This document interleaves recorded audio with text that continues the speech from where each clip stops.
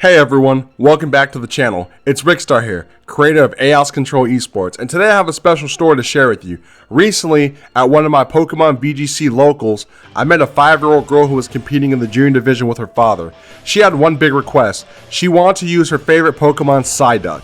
So that got me thinking, could I build the perfect Psyduck team that could actually work in the competitive scene of Regulation H? So I decided to take on that request. After all, I am the guy who brought Chargebug to the Orlando Regional this past April. First off, let's talk about Psyduck.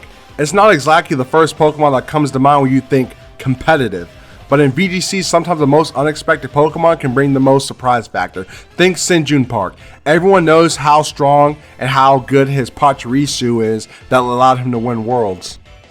I agree, in every Pokemon format there's a few things that are meta staples, like for example Paradox Pokemon, Urshifu, Tornadus, things like that we all used to see a lot.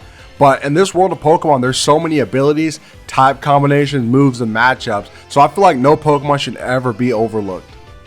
So when I hopped on Bulbapedia and I looked up Psyduck, I was trying to see what can Psyduck actually offer, and I was more than surprised to see that Psyduck has many moves that I could take advantage of. For example, Psyduck has the move Icy Wind. Icy Wind is going to allow Psyduck to give your team a form of speed control. Even though it's not going to be doing as much damage, it's going to be disrupting them all the same. Just looking at Psyduck from its base stats, it's not going to be taking the most hits on the battlefield. But I decided to give Psyduck the held item Eviolite. What Eviolite does is it increases the base defense of a Pokemon by 50% to their special defense and their regular defense. The Eviolite held item only works on a Pokemon that can still evolve, and since Psyduck can still evolve into a Golduck one day, I decided this was the perfect item for it. Psyduck has many abilities, but Psyduck's ability that stuck out to me the most was its ability Cloud9, an ability that makes a great counter for weather teams that dominate the Regulation H meta. Cloud9 eliminates all weather effects, which is incredibly useful when facing common weather teams. It turns the tables on opponents relying on weather boosts, and suddenly Psyduck becomes an important disruptor. But I knew Psyduck couldn't do it alone, so the challenge was finding the right partners to build a solid core.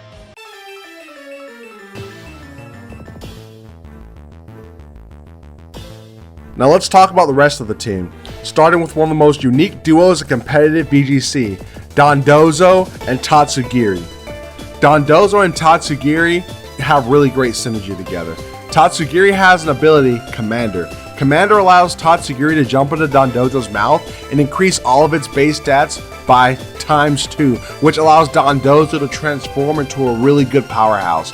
I know many of us have fought a Dondozo Tatsugiri combination at some point in our VGC career, and we have nightmares still on how absurd that Pokemon hits and how difficult it is to remove from the field. So when I thought about Psyduck, one thing caught my eye.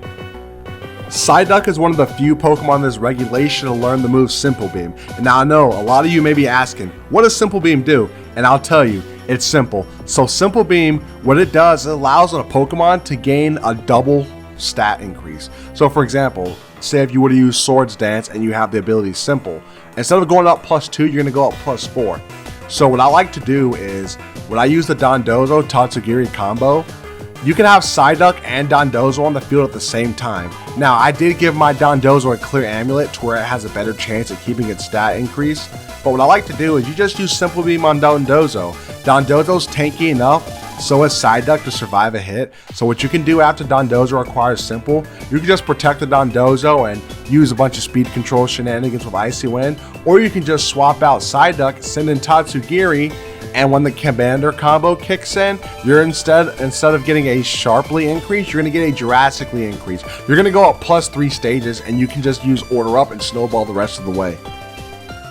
The next Pokemon I decided to add to this team was Goldengo. The reason I wanted to use Goldengo specifically, because I felt the pain of Sneasler. Sneasler's a Pokemon that has been annoying the heck out of me, and I figured the Ghost typing and Steel combo, it's so perfect because the Ghost typing blocks out close combat, and the Steel typing allows you not to get hit by its signature move, Dire Claw.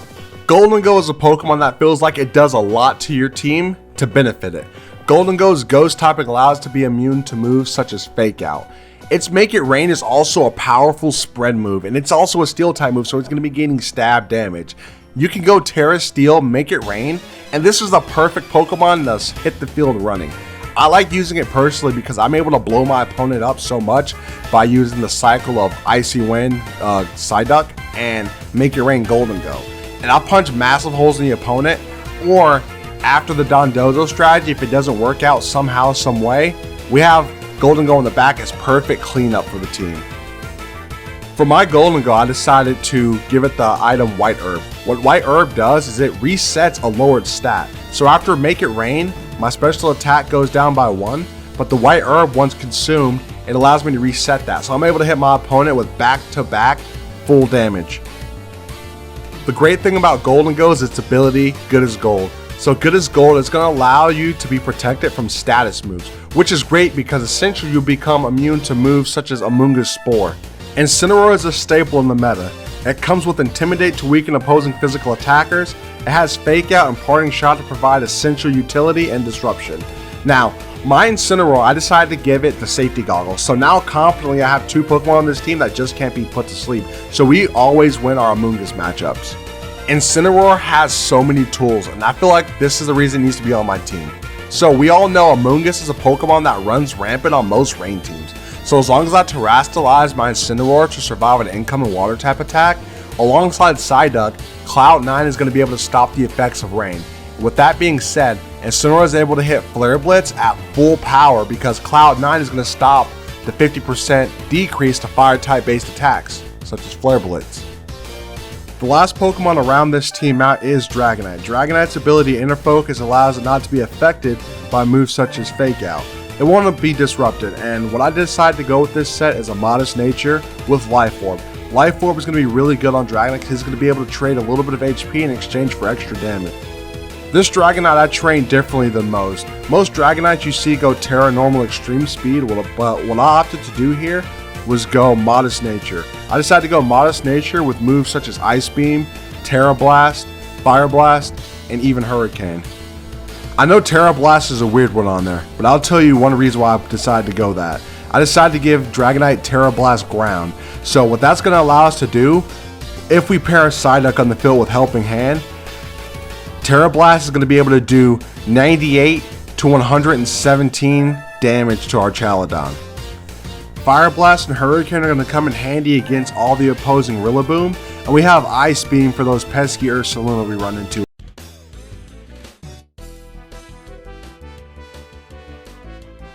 So, how does this team perform in practice? Let's break down a few key scenarios. Against the Sun team, for example, Psyduck's Cloud9 ability cancels Torkoal's Drought immediately, and it prevents Chlorophyll users like Lilligant from outspeeding. Now, Lilligant is faster than the 2 Pokemon that I have displayed here, but you guys are going to see that it's not going to be able to get its Solar Blade off in 1 turn.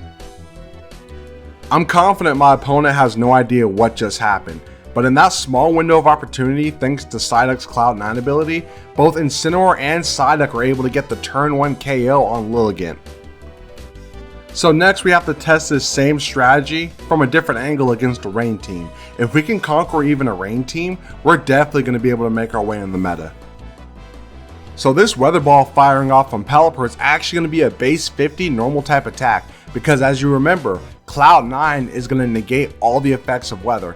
Even if our Chaladon wanted to as well, it wouldn't even be able to get a turn 1 Electro Shot. Because of Psyduck's disruptive tactics, my opponent can't even do massive damage to Dondozo. He's not even able to hit me at all for the most part, and Psyduck is able to get off that perfect simple beam. So we're just going to be able to snowball from here. Using this team to disrupt your opponents is key. As long as Psyduck can get off simple beam, you should be able to win from there. Originally, my Dondozo had the Grass Terra type. I opted for the Steel Terra type because I'd rather be sleep for a couple of turns than get my stats erased. So Steel Terra is going to be able to protect you from moves such as Clear Smog, and the Clear Amulet is going to stop you from Incineroar cycling. Now when it comes to our own Incineroar, our Incineroar is equipped with Helping Hand. Helping Hand is going to make sure Dragonite, Golden Go, and even Tatsugiri secures certain KOs.